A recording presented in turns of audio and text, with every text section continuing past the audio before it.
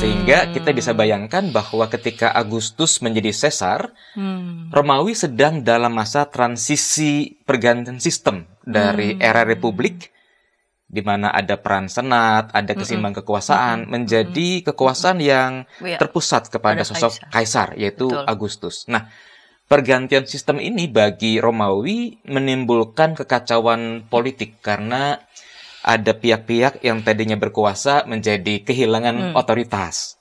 Sehingga ada gonjang-ganjing di sana-sini. Nah, Agustus melihat situasi yang demikian itu tentu perlu membuat satu gebrakan politik, satu langkah untuk menumbuhkan kestabilan. Nah, salah satunya adalah dengan mengeluarkan perintah untuk dilaksanakan sensus penduduk. Justru yang tidak dipercaya oleh para elit agama, tapi justru dipilih percaya oleh Allah. oleh Tuhan Allah sendiri untuk menjadi saksi ya dari kelahiran Yesus ini. Sebagai wujud ketaatan pada berita malaikat yang mereka terima, para gembala ternyata adalah orang yang peduli dengan kehidupan keagamaan, dengan kehidupan spiritual. Mereka percaya pada berita para malaikat. Maka bukankah kita pun juga seharusnya juga menunjukkan ketaatan?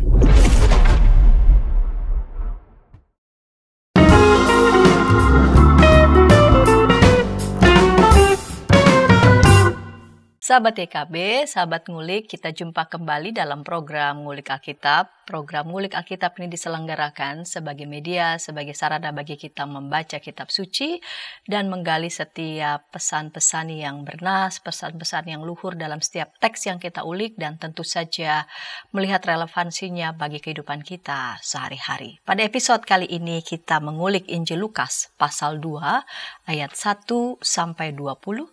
Injil Lukas pasal 2 ayat 1 sampai 20 diberi judul Sukacita bagi yang tak dipercaya.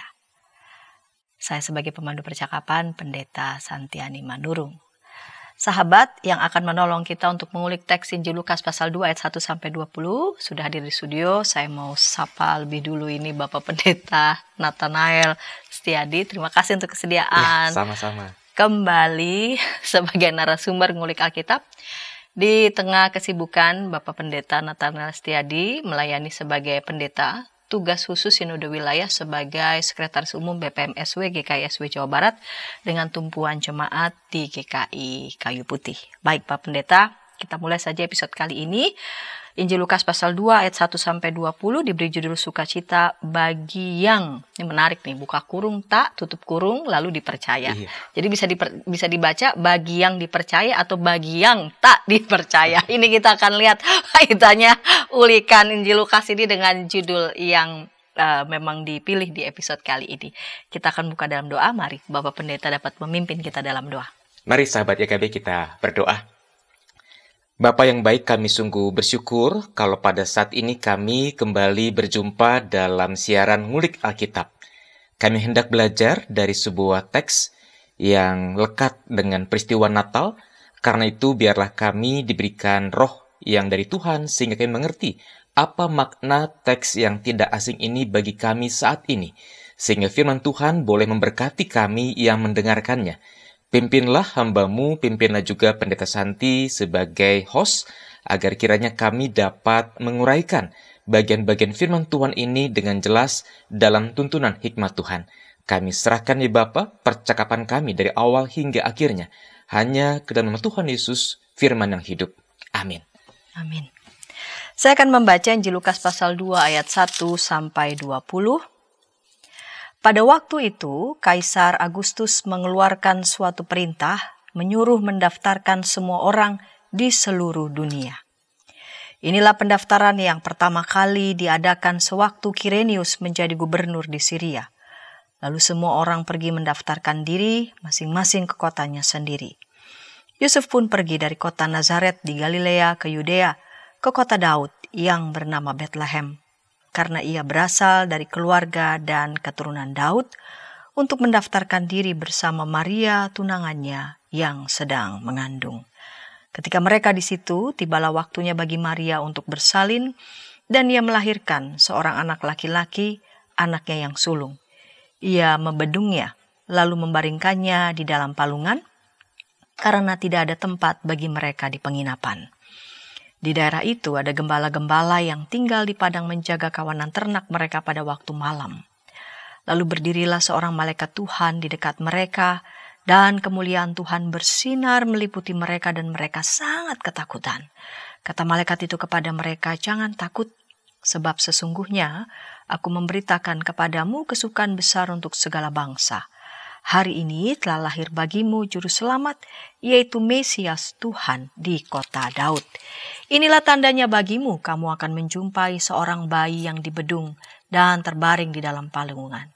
Tiba-tiba tampaklah bersama-sama dengan malaikat itu sejumlah besar bala tentara surga yang memuji Allah, katanya, "Kemuliaan bagi Allah di tempat yang maha tinggi, dan damai sejahtera di bumi di antara manusia yang berkenan kepadanya." Setelah malaikat-malaikat itu meninggalkan mereka dan kembali ke surga, gembala-gembala itu berkata seorang kepada yang lain, "Marilah sekarang kita pergi ke Betlehem untuk melihat apa yang terjadi di sana, seperti yang diberitahukan Tuhan kepada kita." Lalu mereka cepat-cepat berangkat dan menjumpai Maria dan Yusuf serta bayi yang berbaring di dalam palungan. Ketika mereka melihatnya, mereka memberitahukan apa yang telah dikatakan kepada mereka tentang anak itu. Semua orang yang mendengarnya heran tentang apa yang dikatakan gembala-gembala itu kepada mereka. Namun Maria menyimpan semua hal itu di dalam hatinya dan merenungkannya. Kemudian kembalilah gembala-gembala itu sambil memuji dan memuliakan Allah karena segala sesuatu yang telah mereka dengar dan mereka lihat, semuanya sesuai dengan apa yang telah dikatakan kepada mereka. Baik, Bapak Pendeta, teks Injil Lukas pasal 2 ayat 1 sampai 20 ini diawali dengan catatan bahwa Kaisar Agustus mengeluarkan suatu perintah menyuruh mendaftarkan semua orang di seluruh dunia untuk sensus penduduk di seluruh dunia. Apa maksud Injil Lukas menyampaikan keterangan seperti itu, dan yang menarik nih ya, apa maksudnya seluruh dunia pada saat itu? Iya, baik sahabat YKB, tentu kita perlu mengenal lebih dulu siapa Kaisar Agustus ini dan mengapa Kaisar Agustus mengambil sebuah kebijakan untuk melaksanakan sensus, begitu ya. Jadi Kaisar Agustus ini punya nama asli Gaius Octavius. Ini sebuah nama yang barangkali kalah tenar dengan nama panggilan kemudian, yaitu Kaisar Agustus. Nah, Agustus merupakan keponakan dari seorang pemimpin Romawi yang sangat terkenal, yaitu Julius Caesar. Nah, yang menarik, sekalipun Julius diberi julukan Caesar, tapi Kaisar pertama dari era kekaisaran Romawi adalah Agustus sebenarnya. Julius merupakan pemimpin dari Romawi pada era Republik. Sehingga kita bisa bayangkan bahwa ketika Agustus menjadi Caesar, Romawi sedang dalam masa transisi pergantian sistem dari era Republik, di mana ada peran senat, ada keseimbangan kekuasaan, menjadi kekuasaan yang terpusat kepada sosok kaisar, yaitu Betul. Agustus. Nah, pergantian sistem ini bagi Romawi menimbulkan kekacauan politik karena ada pihak-pihak yang tadinya berkuasa menjadi kehilangan otoritas. Sehingga ada gonjang-ganjing di sana-sini. Nah, Agustus melihat situasi yang demikian itu tentu perlu membuat satu gebrakan politik, satu langkah untuk menumbuhkan kestabilan. Nah, salah satunya adalah dengan mengeluarkan perintah untuk dilaksanakan sensus penduduk di seluruh dunia, dalam pengertian di seluruh wilayah yang dikuasai oleh Romawi. Nah, sejarah mencatat bahwa sejak era Agustus sampai kurang lebih menjelang akhir abad kedua, 180 Masehi, Romawi ini berada dalam kestabilan politik dan ekonomi. Kita barangkali pernah mendengar istilah Pax Romana, Romawi yang agung, Romawi yang stabil. Nah, itulah puncak kejayaan digapai ketika Agustus meletakkan dasar-dasar yang kokoh bagi kekaisaran Romawi ini. Nah, sensus penduduk yang diperintahkan oleh Agustus tentu punya tujuan-tujuan politik. Yang pertama adalah dalam rangka pengumpulan pajak. Ketika Romawi tahu berapa persis jumlah penduduk di wilayah kekaisaran Romawi, maka berapa pajak yang bisa dihasilkan dari hal itu. Karena itu perlu persis dicatat berapa banyak penduduk yang bermukim di wilayah Kekaisaran Romawi. Yang kedua adalah untuk dapat mencapai kestabilan ekonomi, perlu juga ada kestabilan politik. Perlu ada kekuatan militer untuk memberikan rasa aman pada masyarakat, pada penduduk. Karena itu, sensus penduduk pun juga dimaksudkan untuk rekrutmen militer. Sehingga ketika Romawi punya kekuatan militer yang tangguh, jumlahnya memadai, bisa ikut menjaga wilayah-wilayah kekuasaan Kekaisaran Romawi. Dan tujuan terakhir dari sensus itu adalah untuk mengelola catatan kependudukan. Untuk juga mengetahui apakah ada provinsi yang jumlah populasinya terlalu sedikit. Padahal di sana ada sumber-sumber daya alam yang bagus. Maka mungkin saja dilakukan perpindahan penduduk untuk memperkuat daerah yang katakanlah minim populasi. Ya. Nah, karena itu sensus itu dilaksanakan oleh Agustus.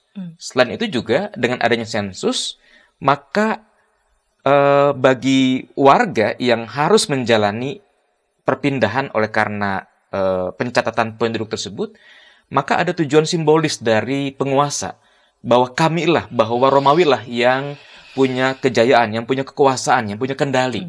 Sehingga dengan begitu diharapkan ada semacam ketaatan dari penduduk yang mengikuti sensus penduduk ini. Nah, terkait dengan kisah itu yang mengantar peristiwa kelahiran Yesus, maka Alkitab mau mengatakan bahwa peristiwa kelahiran Yesus ternyata terjadi dalam kerangka historis, dalam kerangka sejarah manusia.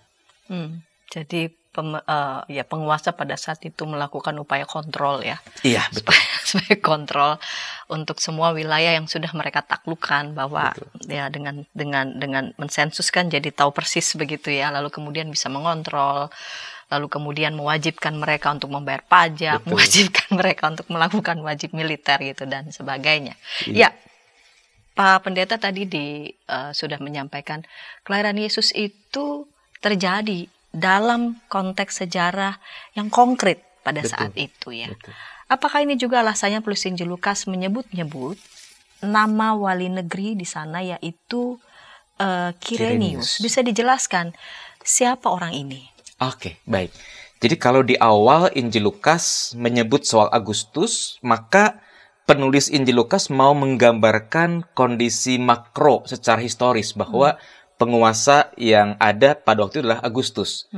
Nah, selain Agustus ada juga penguasa lokal yang kita kenal dengan jabatan gubernur pada saat ini, atau dalam terjemahan baru yang edisi pertama disebut wali negeri, yaitu Kirenius. Nah, Kirenius ini adalah penguasa lokal, penguasa provinsi Syria, Yudea begitu. Nah, Kirenius dalam catatan sejarah tercatat 2 kali menjadi gubernur untuk 2 masa yang berbeda.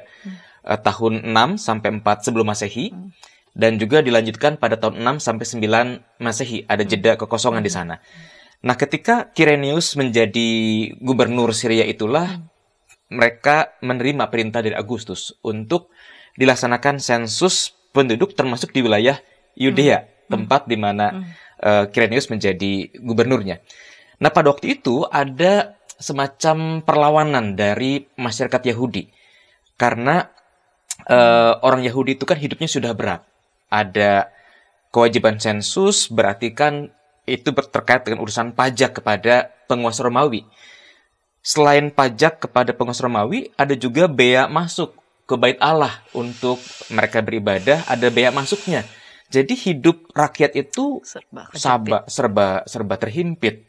Nah, dalam konteks itulah kita bisa menyadari Yesus lahir di tengah-tengah kondisi yang begitu berat bagi masyarakat Yahudi. Nah, dengan penyebutan nama Kirenius selain Agustus, maka kita juga bisa melihat peristiwa kelahiran Yesus betul-betul historis, karena secara makro diletakkan pada kerangka sejarah bahwa ada penguasa besar bernama Agustus, tapi juga ada penguasa lokal, yaitu Kirenius, yang dicatat dalam sejarah, yang ikut melatar belakangi kelahiran Tuhan Yesus. Dan juga kita bisa melihat di sini bahwa ternyata Yesus lahir di tengah-tengah kondisi masyarakat Yahudi yang sedang tertekan berat, yang sedang terhimpit secara politik, secara ekonomi, secara religius juga, begitu ya. Ini menarik ya. Jadi kelahiran Yesus itu sungguh-sungguh nyata ada dalam konteks historis. Ada penguasa, lalu kemudian ada yang dikuasai. Dalam posisi yang dikuasai, terhimpit kanan, kiri, depan, belakang. Betul. Dan Yesus ada dalam, dan Yesus lahir dalam situasi yang seperti itu. Nah, kita akan melihat juga bagaimana gambaran-gambaran, karena di sini disebut juga ada mendaftarkan diri di kotanya, dan disitulah ada nama Yusuf. Di sana dia pergi ke Bethlehem, dan untuk bagian itu kita akan ulik di segmen berikutnya. Namun sebelumnya kita dengarkan pesan-pesan berikut ini.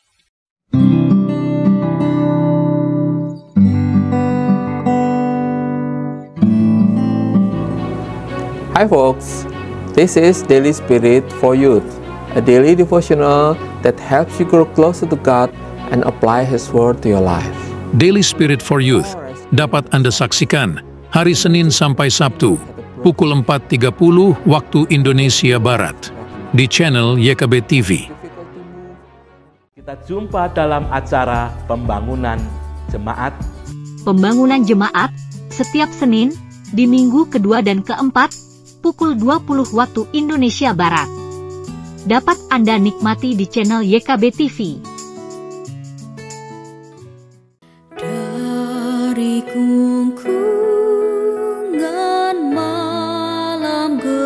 nyanyikanlah nyanyian baru setiap hari Rabu pukul 12 waktu Indonesia Barat. Dapat Anda nikmati di channel Lagu Rohani YKB TV.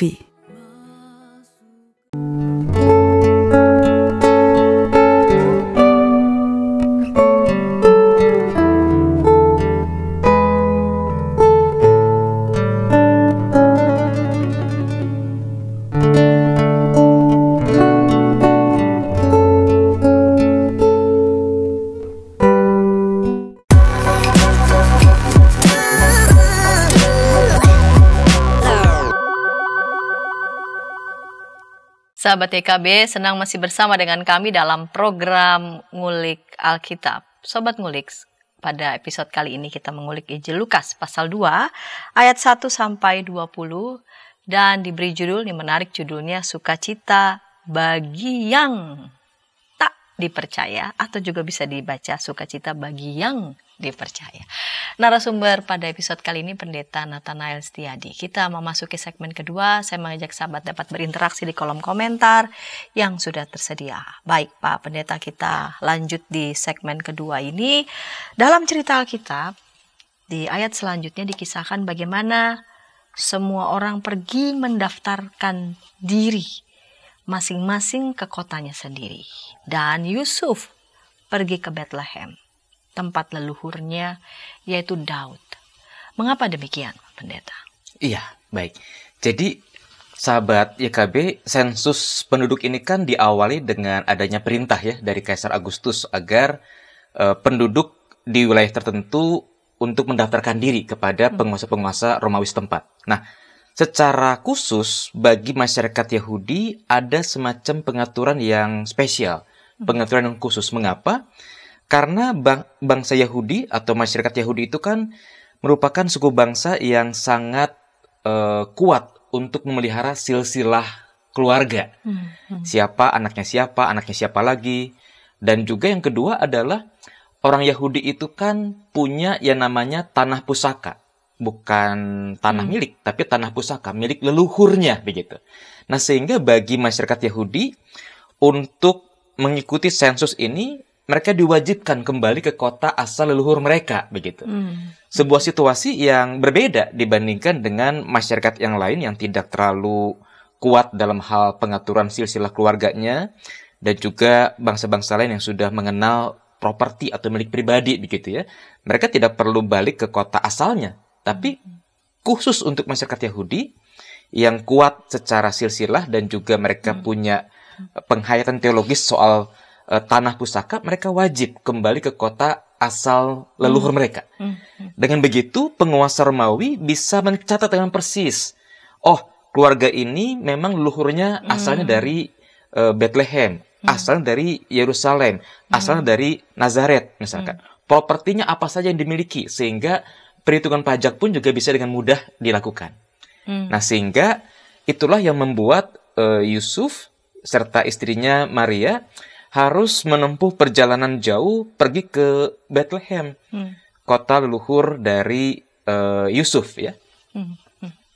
Nah, apa saja ya metode-metodenya pendaftaran itu? Jadi kan ada mereka harus, tadi kan Pak Pendeta tadi mengatakan mereka mesti pulang ke kota leluhurnya. Di situ nanti akan memudahkan bagi penguasa untuk tahu bahwa ternyata si yang bernama Yusuf ternyata leluhurnya adalah Daud, dan karena itu dia perginya ke Bethlehem. Lalu kemudian dari situ nanti akan dikontrol begitu ya. Betul. Pajak yang dia bayarkan dan sebagainya. Betul. Nah, kita lanjut di pertanyaan selanjutnya Pak Pendeta. Di segmen pertama Pak Pendeta Adi telah menjelaskan latar belakang ya, historis ketika Yusuf dan Maria pergi ke Bethlehem dan Yesus dilahirkan di sana. Nah, cerita Alkitab ini berlanjut dengan kisah tentang persalinan Maria.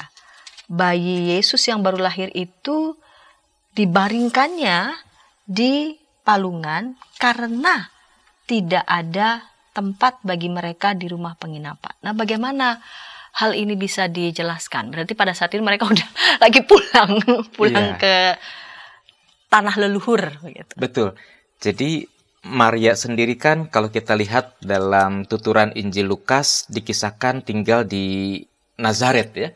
Dan berita kelahiran Yesus, berita kehamilan Maria itu kan disampaikan kepada Maria yang memang tinggal di Nazaret. Nah, ketika perintah untuk sensus itu diterima oleh para warga di Nazaret, termasuk Yusuf dan Maria, maka mau tidak mau Yusuf Maria harus menempuh perjalanan ke Bethlehem.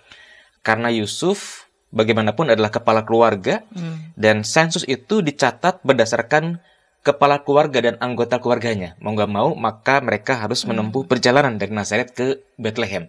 Jaraknya cukup jauh, kurang lebih dari Jakarta-Bandung, 120-an kilometer begitu. Kalau ditempuh jalan kaki mungkin 4 hingga 7 hari. Dan bagi Maria yang tengah hamil besar, bisa dibayangkan ini sebuah perjalanan yang sangat melelahkan begitu. Dan tidak hanya mereka yang pergi ke Bethlehem, ada juga warga-warga lain yang pulang kampung ke Bethlehem. Sehingga kita bisa bayangkan bahwa kota Bethlehem yang tidak besar itu cukup penuh dengan para pendatang, dengan orang-orang yang punya akar keluarga di Bethlehem. Nah, wajar kalaupun di Bethlehem itu ada rumah-rumah yang dijadikan semacam penginapan, ya udah penuh begitu ya. Apalagi Yusuf Maria ini kan secara kecepatan berjalan bisa jadi lebih lambat daripada mereka yang katakanlah dalam kondisi yang umum begitu ya. Nah, sehingga Alkitab mengatakan ketika tiba waktunya melahirkan, maka mau tidak mau mereka harus mencari tempat yang tersedia. Nah, tempat yang tersedia itu ternyata adalah ruangan yang di dalamnya ada palungan begitu. Nah, ini menarik untuk membahas mengenai rumah pada zaman itu ya. Kurang lebih ada 3 model atau ada 3 tipe bangunan pada zaman itu. Ada rumah-rumah yang bertingkat 2.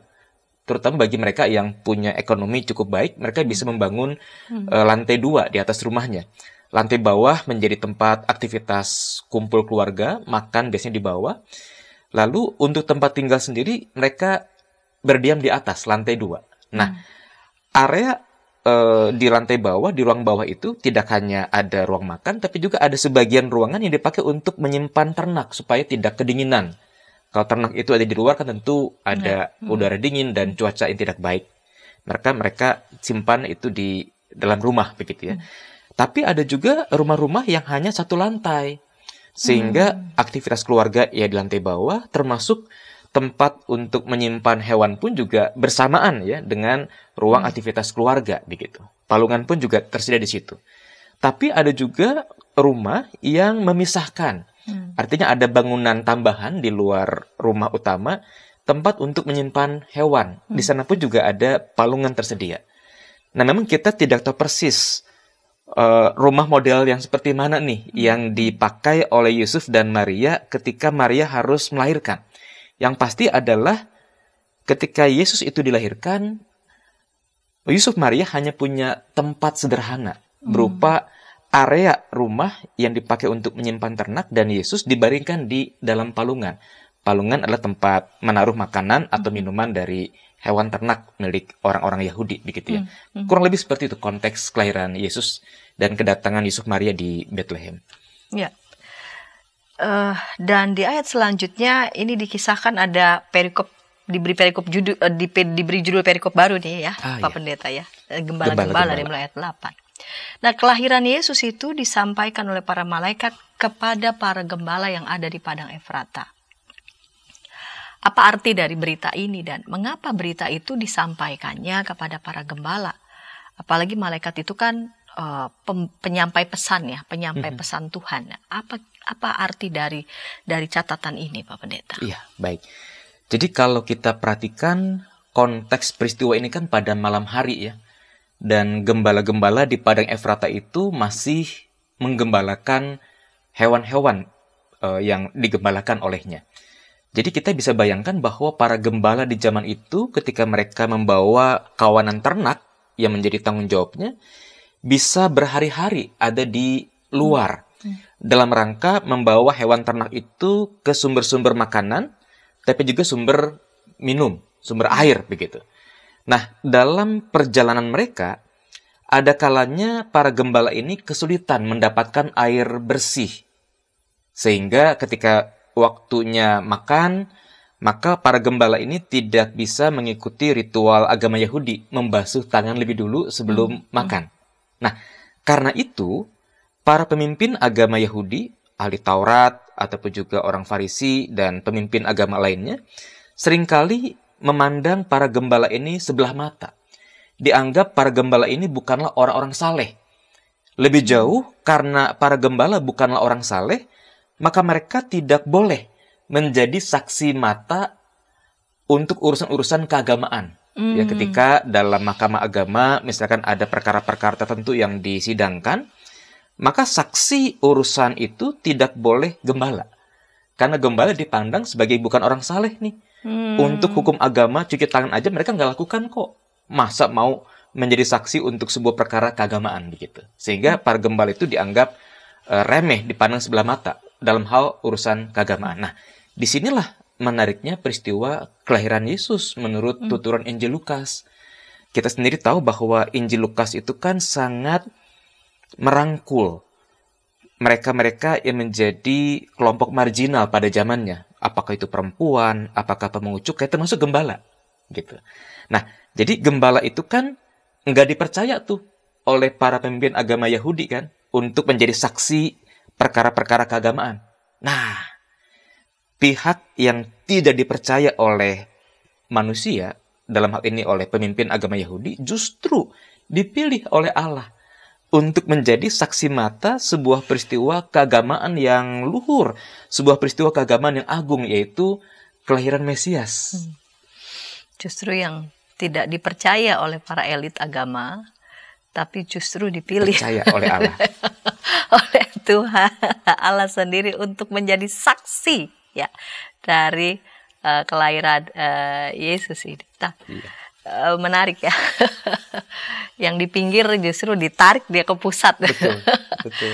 Berita yang dibawa oleh para malaikat itu adalah hari ini telah lahir bagimu juru selamat, yaitu Kristus Tuhan di kota Daud. Mengapa para malaikat ini harus mendetilkan lokasi kelahiran juru selamat? Disebut jelas di kota Daud ya. Iya. Di manakah kota Daud itu, Pak Pendeta? Baik. Ya, sahabat IKB, kalau kita mencermati Alkitab, terutama Perjanjian Baru, Perjanjian Lama pun juga menyebut beberapa kali, kota Daud memang bisa menunjuk pada dua tempat. Pertama, menunjuk kepada Yerusalem. Mengapa Yerusalem? Sebab Yerusalem merupakan ibu kota yang didirikan oleh Raja Daud. Semula Israel beribu kota bukan di Yerusalem. Tapi ketika Daud menjadi raja, maka ia mengalahkan ya penduduk atau warga di Sion, di kota Yerusalem lama, dan menjadikan Yerusalem sebagai ibu kota baru bagi Israel Raya yang dipimpin oleh Raja Daud. Nah, ini yang pertama. Tapi kota Daud pun juga menunjuk pada kota Bethlehem. Nah, pengertian kedua inilah yang dimaksud dalam Injil Lukas pasal 2 tadi, ketika para malaikat mengatakan, hari ini telah lahir bagimu juru selamat di kota Daud, yaitu kota Bethlehem. Itulah sebabnya dalam ayat 15, para gembala itu kan lantas bergegas pergi ke Bethlehem, begitu ya. Jadi kota Daud itu menunjuk pada Bethlehem pada ayat ini. Nah, Bethlehem disebut kota Daud, kenapa? Karena disitulah Daud kecil lahir. Daud kecil tumbuh menjadi seorang gembala muda di tengah-tengah abang-abangnya, di tengah keluarga Isai. Di Bethlehem itu pula, Daud diurapi oleh Samuel menjadi raja pengganti dari Saul di masa-masa mendatang. Nah, Bethlehem sendiri letaknya tidak terlalu jauh dari Yerusalem, kurang lebih 9 km sebelah selatan Yerusalem. Sehingga dalam cerita, dalam konteks Natal pada masa kemudian, ketika para Majus mencari di mana sih Mesias yang dilahirkan itu, mereka tibanya kan di Yerusalem begitu, karena lokasi kelahiran Yesus tidak jauh memang dari Yerusalem, itu Bethlehem tadi gitu ya. Nah, selanjutnya penyebutan kota Daud yang merujuk pada Bethlehem itu juga dalam rangka menegaskan kelahiran Yesus merupakan penggenapan dari nubuatan atau janji Allah pada masa Perjanjian Lama. Jadi kalau kita membaca kitab Mika pasal 5 ayat yang pertama, maka di sana dikatakan, tetapi engkau hai Bethlehem Efrata, yang terkecil di antara kaum Yehuda, daripadamu akan bangkit bagiku seorang yang akan memerintah Israel, yang permulaannya sudah sejak purbakala, sejak dahulu kala. Jadi para malaikat perlu menegaskan bahwa di kota Daud, yaitu Bethlehem, telah lahir bagimu juru selamat, sebagai sebuah penggenapan janji Allah yang telah disampaikan oleh Nabi Mika di masa yang lalu, begitu ya. Dan yang terkecil.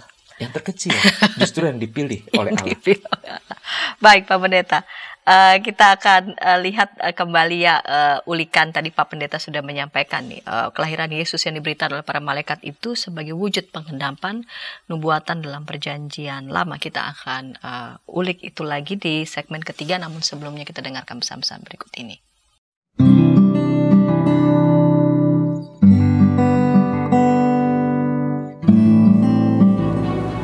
Hi folks, this is Daily Spirit for Youth, a daily devotional that helps you grow closer to God and apply His Word to your life. Daily Spirit for Youth dapat Anda saksikan hari Senin sampai Sabtu, pukul 4.30 waktu Indonesia Barat, di channel YKB TV. Kita jumpa dalam acara Pembangunan Jemaat. Pembangunan Jemaat setiap Senin di minggu kedua dan keempat pukul 20 waktu Indonesia Barat. Dapat Anda nikmati di channel YKB TV. Dari kungkungan malam gelap. Nyanyikanlah nyanyian baru setiap hari Rabu pukul 12 waktu Indonesia Barat. Dapat Anda nikmati di channel Lagu Rohani YKB TV.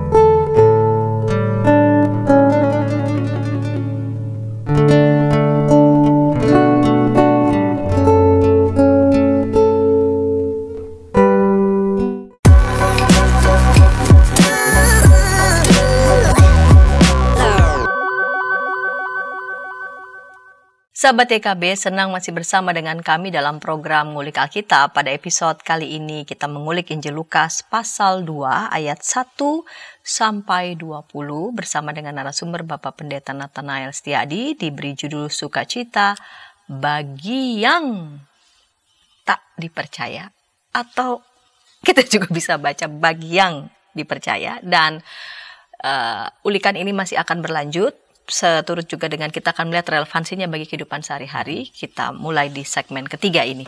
Baik Pak Pendeta, kita mulai di segmen ketiga ini, segmen penutup di episode kali ini. Di penghujung segmen kedua, Pak Pendeta sudah menjelaskan bahwa kelahiran Yesus itu diberitakan oleh para malaikat sebagai wujud penggenapan nubuatan dalam Perjanjian Lama. Lalu cerita berlanjut dengan adanya bala tentara surga yang memuji Allah. Bagaimana hal ini bisa dijelaskan? Ya, baik. Sahabat YKB, kita perlu menyadari bahwa Alkitab memang mengisahkan ya tentang adanya makhluk sorgawi. Selain tentu ada makhluk duniawi, ciptaan di bumi ini. Misalkan saja ketika Nabi Yesaya, katakanlah Yesaya sebelum dipanggil menjadi nabi begitu ya, sedang beribadah di bait Allah, lalu tiba-tiba ia mengalami penglihatan dan ada serafim di sana. Betul. Serafim adalah makhluk sorgawi, ya sayapnya ada 6 yang berapi-api begitu. Lalu kalau kita mengingat peristiwa yang lebih awal ketika Adam Hawa jatuh dalam dosa, maka ada juga makhluk sorgawi yang disebut dengan kerubim. Di mana kerubim ini makhluk dengan 4 wajah, dengan sayap 6, dan juga dengan pedang yang bernyala-nyala begitu. Tapi selain serafim, kerubim, ada juga malakim atau malaikat yang kita kenal dengan istilah malaikat. Nah, malaikat secara khusus berarti utusan, pesuruh, pengemban amanat. Nah, dalam banyak kitab di PL maupun juga PB, kita melihat ada malaikat penyampai pesan, ada malaikat perang, ada malaikat pemuji, ada malaikat agung, begitu ya. Tentu tentang malaikat ini rasanya bisa jadi topik ngulik Alkitab tersendiri, begitu ya. Tapi yang mau saya katakan adalah begini, bahwa ketika malaikat usai menyampaikan pesan kepada para gembala, bahwa ada juru selamat yang telah lahir di kota Daud, yaitu Bethlehem, lantas dikatakan bala tentara sorga memuji Tuhan. Kemuliaan bagi Allah di tempat yang maha tinggi dan damai sejahtera di bumi di antara manusia yang berkenan kepadanya. Apa yang mau dikatakan dari pujian para tentara sorga ini? Bahwa ternyata peristiwa kelahiran Yesus bukan hanya sebuah peristiwa historis, tapi juga sebuah peristiwa kosmis. Sebab penghuni sorga pun juga memberitakan, bahkan bersuka cita bersama-sama dengan para gembala yang tengah terpukau oleh berita malaikat tersebut. Dan ini menjadi keluhuran peristiwa Natal. Yesus lahir bukan sekedar peristiwa historis, tapi juga ada peristiwa kosmis. Yesus datang menghadirkan keselamatan bagi dunia. Ini menarik. Selain memang kelahiran Yesus memang ada pada konteks yang khas ya, konteks tertentu, tapi kelahirannya bukan saja hanya pada penggambaran secara deskriptif konteks sejarah, melainkan juga ya kosmis begitu. Bahwa kelahiran Yesus itu hendak menyelamatkan seluruh ciptaan. Jadi peristiwa kelahiran Yesus ini bukan sekadar tadi ya, peristiwa historis, melainkan juga kosmis.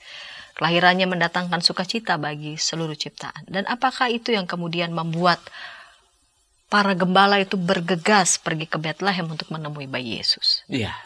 Jadi apa yang dialami oleh para gembala ini bagaimanapun sebuah peristiwa spiritual yang luar biasa. Tidak sembarang orang bisa mengalaminya begitu. Dan dalam tradisi Yahudi, ketika ada malaikat yang menampakkan diri, maka ada pesan yang mau disampaikan. Dan sampai di sini kita melihat bahwa para gembala ini bukanlah orang yang tidak peduli urusan agama. Mereka tahu sebenarnya urusan agama.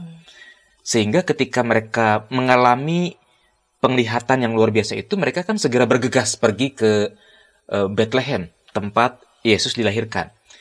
Nah, ketika mereka bergegas pergi ke Bethlehem mencari Yesus yang dilahirkan tersebut, ternyata para gembala betul berjumpa dengan bayi Yesus yang diberitakan oleh para malaikat. Nah, kedatangan para gembala ke tempat itu tentu mengejutkan, sebab pada zaman itu kan berita kelahiran tidak seperti sekarang ya, mudah disebarluaskan lewat media sosial begitu. Telah lahir dari pasangan suami istri A dan B begitu. Namanya siapa begitu. Iya, warta jemaat. Warta jemaat. Nah, karena itu Yusuf, Maria, dan mungkin ada beberapa ya warga sekitar yang ikut mendampingi kaget loh, ini para gembala tahu dari siapa? Apalagi para gembala itu kan bisa menceritakan dengan detail bahwa ada bayi yang telah lahir di kota itu.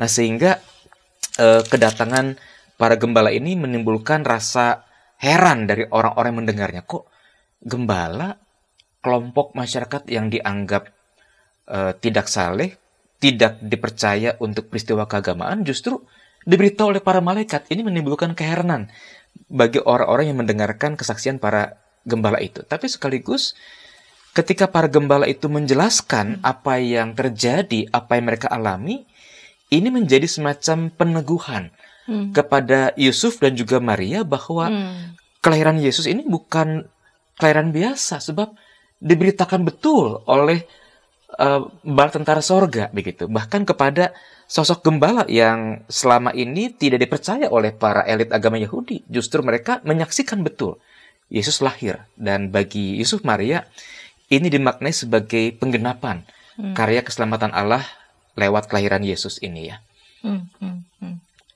Nah, ini menarik ya. Jadi kalau orang berpikirkan ini gembala tahu apa tentang agama? Betul. Siapa bilang? Siapa bilang?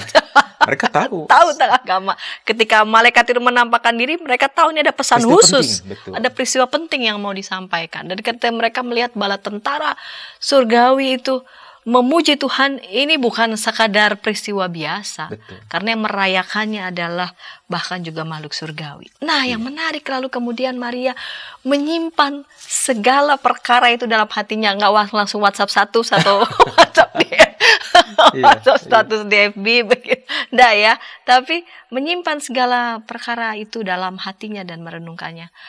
Apa arti dari bagian ini, Pak Pendeta? Iya, ada dua kata penting yang muncul dalam bacaan kita, yaitu menyimpan dan merenungkan. Nah, kata menyimpan dalam bahasa Yunani yaitu sunetere. Artinya adalah menjaga dengan hati-hati. Ada sebuah hal yang begitu berharga sehingga perlu dijaga dengan hati-hati. Tapi juga bisa diartikan mengingat dengan penuh pengertian.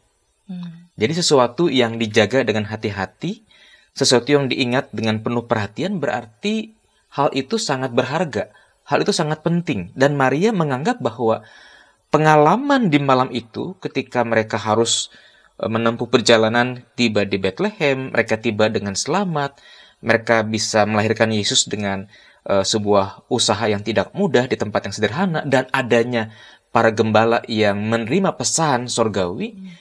Bagi Maria ini sebuah pengalaman yang sangat berharga, sehingga dia menyimpannya dalam ingatan dan hati sebagai sesuatu yang penting untuk direnungkan, bahwa ini memang sebuah peristiwa ilahi, bahwa ada karya yang Allah ingin kerjakan melalui hidup mereka secara khusus bagi dan dalam diri Yesus, anaknya itu. Nah, lalu kata yang kedua adalah merenungkan. Kata Yunani ini dipakai adalah sumbalausa. Artinya adalah menghubungkan atau mempertimbangkan secara mendalam. Nah, Maria mencoba memahami arti dari semua kejadian yang telah terjadi. Dia dijumpai oleh malaikat Gabriel, memberitahukan bahwa ia mengandung dari Roh Kudus. Itu kan sebuah peristiwa yang mengejutkan bagi Maria. Lalu Maria pun juga menerima pesan bahwa saudaranya Elizabeth juga tengah mengandung pada usia yang sudah sangat lanjut. Dan juga ada perintah untuk sensus sehingga mereka harus pindah dari Nazaret ke Bethlehem. Mereka pun juga berjumpa dengan para gembala yang menerima berita dari bala tentara sorga. Nah, semua kejadian yang Maria tahu dan alami itu coba dikaitkan, coba direnungkan. Sehingga ada konteks, ini ternyata memang ada rencana Allah yang besar. Karena ada banyak orang yang diberitahu tentang rencana ini. Maria, Elizabeth, para gembala. Sehingga ini bukan sebuah peristiwa biasa. Ini sebuah peristiwa yang memang menggambarkan rencana Allah yang sangat besar. Nah, di balik Maria yang menyimpan dan merenungkan itu, kita bisa melihat 3 hal lebih lanjut dari sosok Maria. Pertama, Maria adalah sosok yang betul-betul sadar akan rencana Allah. Penglihatan atau perjumpaan Maria secara pribadi dengan Gabriel ini bukan pengalaman subjektif. Sebab Allah pun juga punya karya yang diberitakan kepada Elizabeth, kepada para gembala. Sehingga ada tujuan besar yang mau Allah hadirkan dalam kehidupan dunia. Bukan semata-mata soal Maria, begitu. Jadi, Maria terbuka pada rencana Allah yang besar. Yang kedua adalah ada kerendahan hati dalam diri Maria. Maria mencoba mencari jawaban terhadap semua hal yang luar biasa itu dengan tidak tergesa-gesa. Dia menunggu lebih dulu.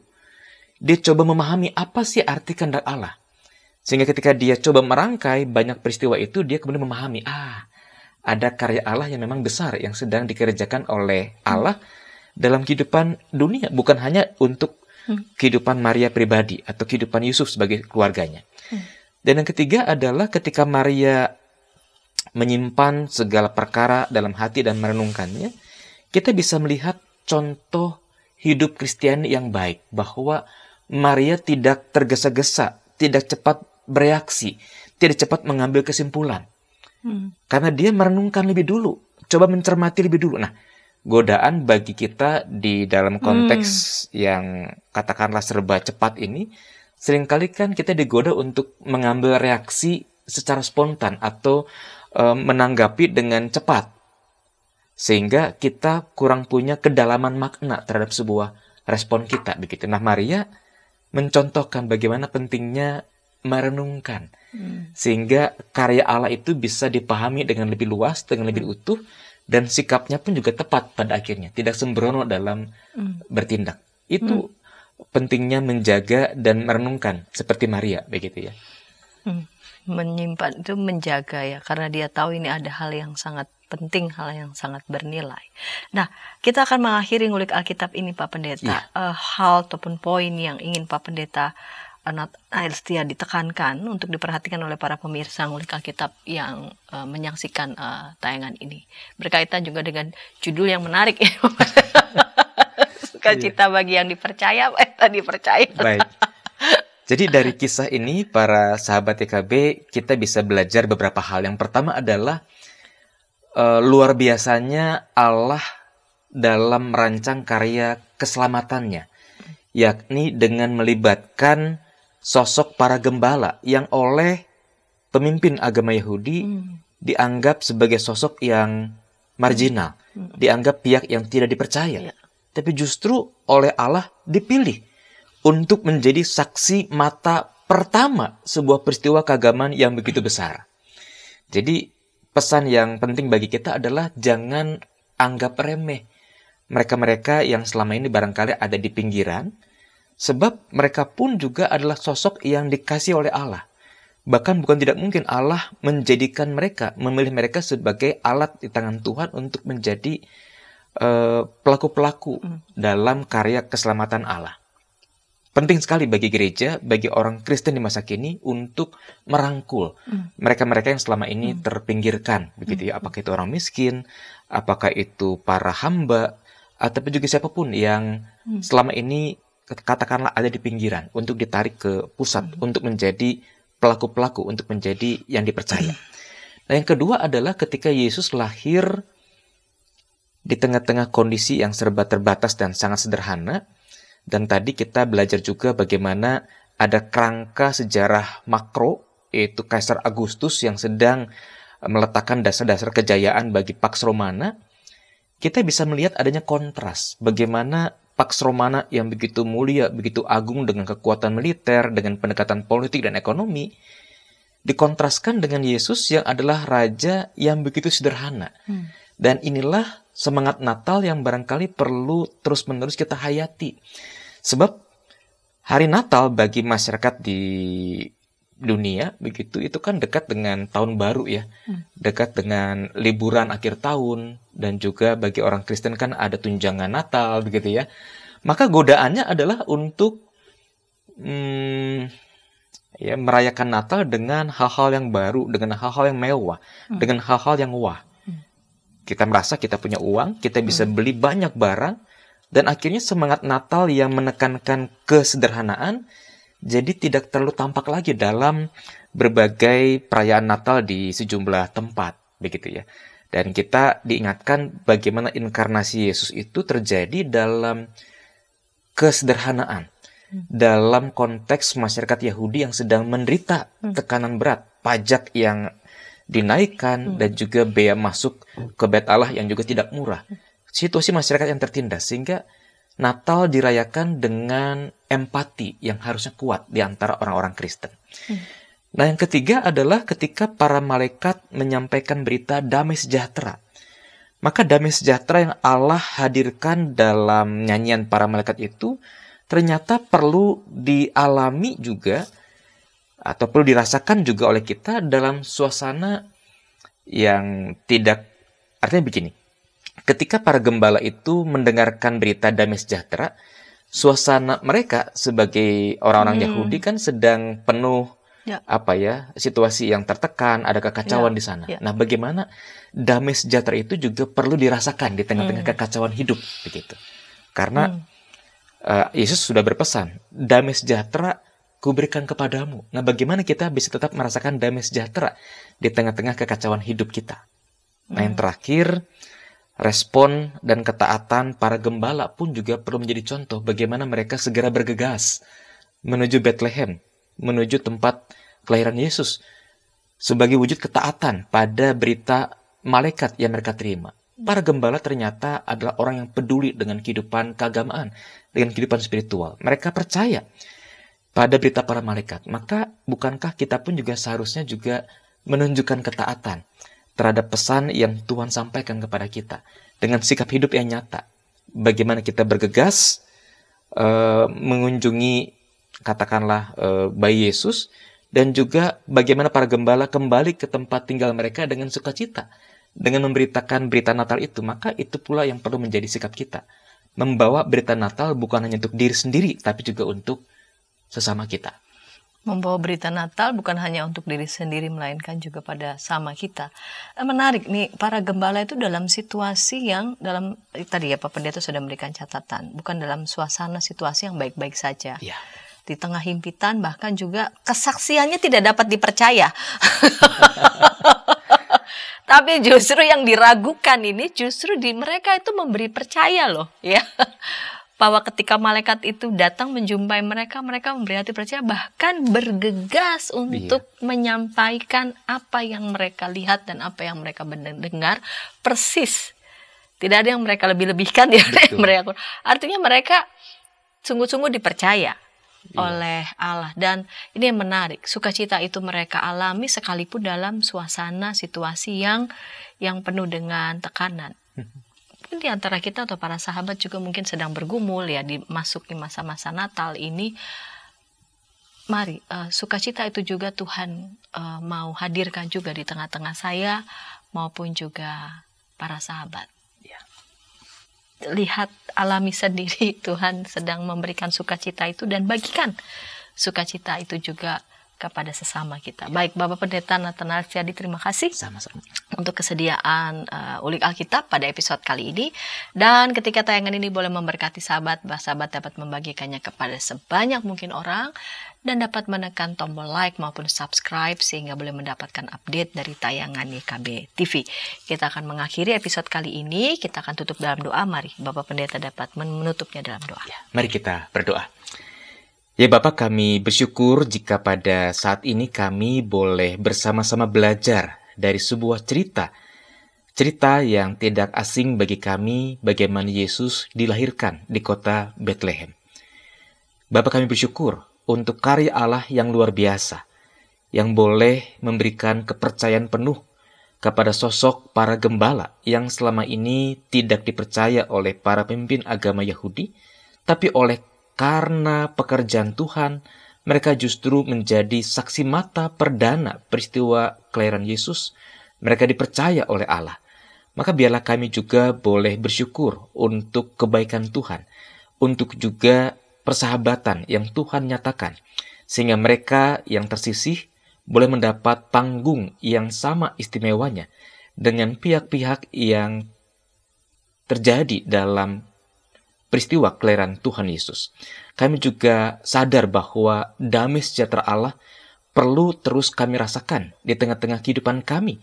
Sekalipun kondisi kehidupan kami tidak sedang baik-baik saja, jangan biarkan sukacita damai sejahtera itu dirampas oleh karena kekhawatiran hidup, oleh karena tekanan hidup, tapi sebaliknya, sebagaimana berita para tentara sorga yang menyatakan damai sejahtera ada pada kami, pada dunia, karena Sang Mesias telah hadir, juga boleh tetap kami rasakan, sehingga ada kekuatan baru bagi kami untuk melangkah di tengah-tengah situasi yang tidak mudah.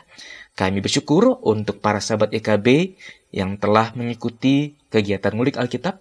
Biarlah semangat untuk belajar, semangat untuk bertekun dalam melakukan firman Tuhan tetap ada pada kami. Kami serahkan di Bapa ungkapan syukur kami hanya dalam Tuhan Yesus, Juru Selamat dan Penebus yang hidup. Amin. Amin.